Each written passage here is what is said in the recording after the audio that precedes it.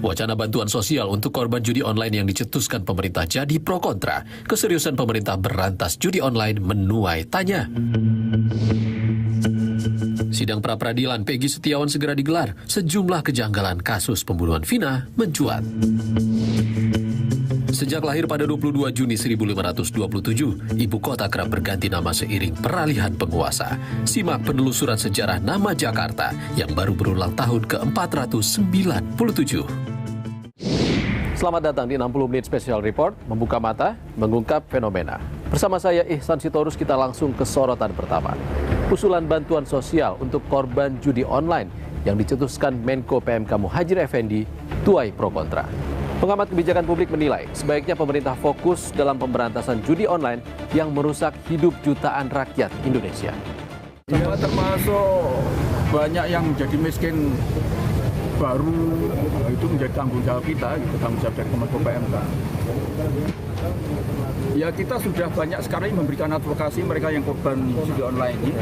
Misalnya kemudian kita masukkan di dalam DPKS sebagai penerima bansos.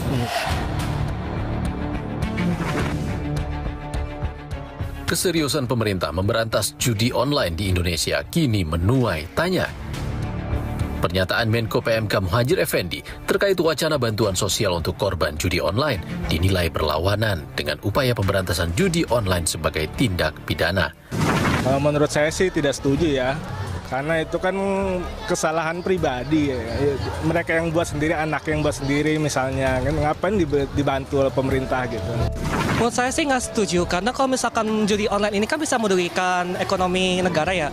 Jadi lebih baik mungkin kalau misalkan untuk judi online ini lebih baik kita harus cari akarnya dulu dan bisa kita tindak lanjutin, Mbak. Mungkin kita perlu cari tahu apa sumber yang bisa membuat judi online ini bisa kayak kesebar gitu loh. Jadi kita harus benar-benar bisa tahu apa yang perlu kita basmi supaya nanti ke depannya judi online ini bisa berkurang kayak untuk website. Jadi pro kontra, wacana bantuan sosial untuk korban judi online pun dibantah Presiden Joko Widodo. Terkait bansos untuk pelaku judi online gimana, Pak? Nggak ada.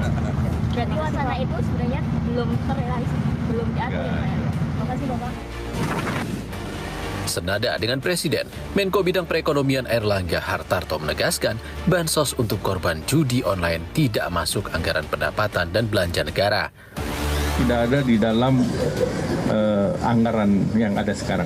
Tentu kalau ada usulan program silakan dibahas dengan Kementerian Teknis. Menyadari pernyataannya menuai polemik, Menko PMK Muhadjir Effendi pun menjabarkan usulannya. Muhadjir menyebut bantuan sosial diberikan kepada keluarga pelaku judi online sebagai korban. Sementara proses hukum terhadap pelaku tetap berjalan. Pelaku, baik itu pemain maupun bandar, itu adalah pelanggar hukum dan harus ditindak. Dan itulah tugas cyber Satgas penumpasan judi online itu menjadi tugas utama mereka.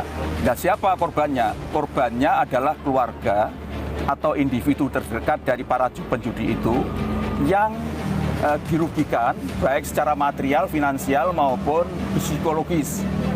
Dan itulah yang nanti akan kita santuni. Kalau mereka itu yang kehilangan harta benda, kehilangan sumber kehidupan, ya, maupun kehilangan mengalami trauma psikologis, ya, kalau mereka itu nanti berupa keluarga, ya, jadi keluarga sekali lagi ya, keluarga, dan keluarga itu jatuh miskin, maka itulah yang nanti mendapatkan bantuan sosial. Anggota Komisi 2 DPR fraksi PDIP Rieke Diah Pitaloka sempat menyinggung wacana bansos untuk judi online kala mengkritik pengelolaan dana APBN dalam rapat dengar pendapat dengan perwakilan tenaga honorer. Saya yakin APBN itu kalau disusun berbasis data yang akurat cukup. Masa buat yang korban judi online aja mau dikasih? Ini orang kerja loh. Pengamat kebijakan publik Agus Pambagio menilai bansos untuk korban judi online tak tepat karena merupakan tindak pidana. Kalau alasannya Pak Muhajir karena judi online, kalau alasannya orang miskin dikasih, oke, saya sepakat. Nah, kalau udah judi kerjaan haram dikasih bansos, itu hanya di Indonesia mungkin yang ada. Sementara itu, Satgas Judi Online dan Pusat Pelaporan dan Analisis Transaksi Keuangan menemukan sejumlah fakta mengejutkan. PPATK menyebut, selama Januari hingga Maret 2024 atau di kuartal pertama, nilai transaksi judi online mencapai 100 triliun rupiah.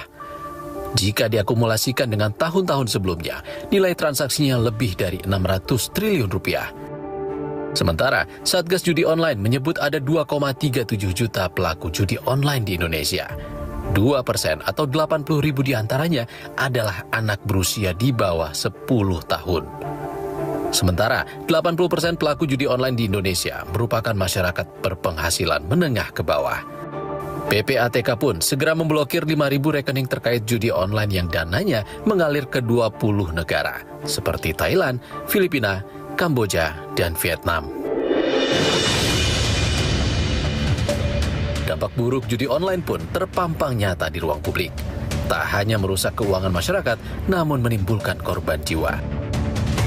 Belum lama, seorang polwan di Mojokerto, Jawa Timur, nekat membakar suaminya sesama polisi hingga meninggal dunia imbas sang suami kerap menghabiskan gaji untuk judi online.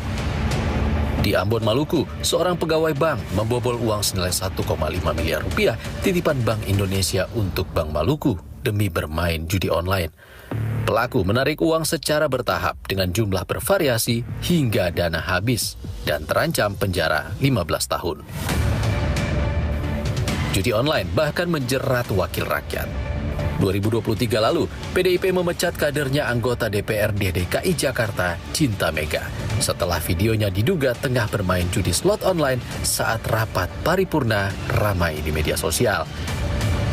Mahkamah Kehormatan Dewan DPR bahkan mengaku menerima beberapa laporan dari keluarga anggota parlemen di Senayan yang kecanduan judi online.